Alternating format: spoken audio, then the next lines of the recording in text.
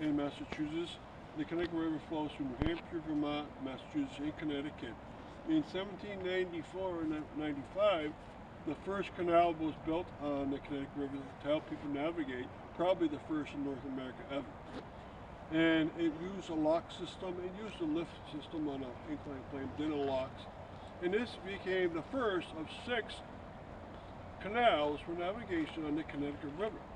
And the start of it, the flow of waters towards the south, of course, the start of the Hadley Falls Canal was right behind me in the gap of the trees that you see back there, behind these barrels.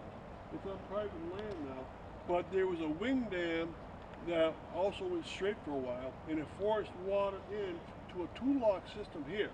The total amount of locks on this whole canal would have been 8, but it forced these 2 locks forced the water.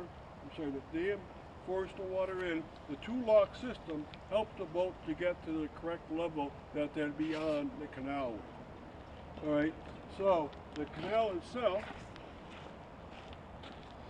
is right down here below. You notice that the land slopes down from the road, and then it goes into a little pit there. That's a linear pit. That's the canal, right? And beyond that is the Connecticut River. So water was forced in right here, and it stayed on here for 2.5 miles. At the very end, this other end, there's 5-lock system, and they'd bring it the boats downwards so it would reach the level of water for the day down in that section. Now, I'm going to describe the other 5 canals on this river, and in order to do that, I'll describe it in a short amount of time. I'll describe it, and then you can go to my webpage and see individual stops and individual comments on each one of the canals. All right.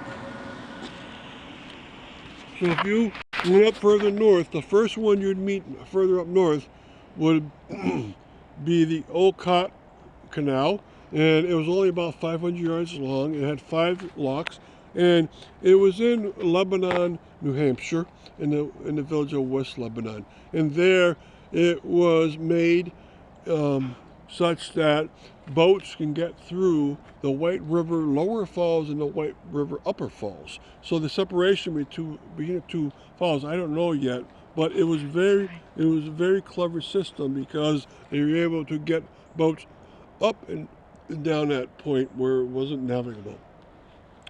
A little bit, about 7 miles to the south of that, they went through the Sumner Canal, which was totally cut through a rock ledge on the river. It is extremely different from all the other lock and canal systems of the 6 on the river. And that one came about approximately the year 1805. It was only a couple hundred yards long and 2 locks. Then you come down river through Vermont to Bells Falls, Vermont, and there, through a jut out into the river, there was a 1/2 mile long canal dug for navigation.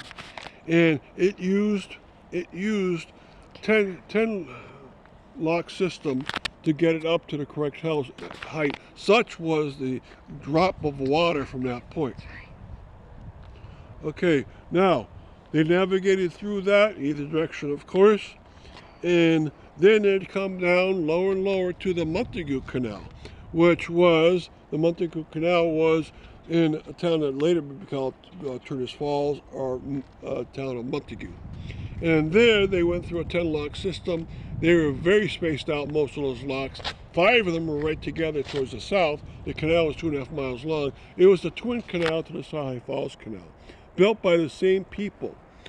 So Prescott built both of them, and they're both surveyed by Christopher Coles, and he really made them look very much similar. The only difference between any of the other canals in Turner Falls was that 3 of the locks were not at either end. 3 of the locks were towards the midsection of the canal.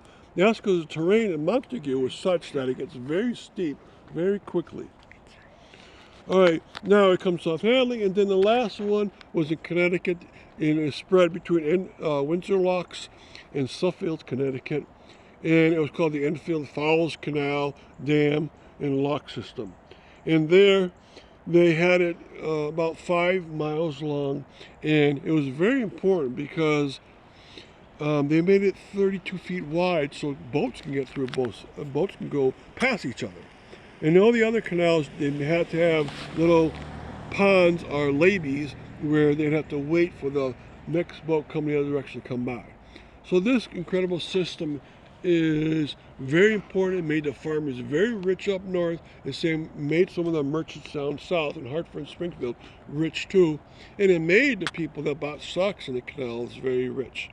So we're going to scan as much as we can of the river here.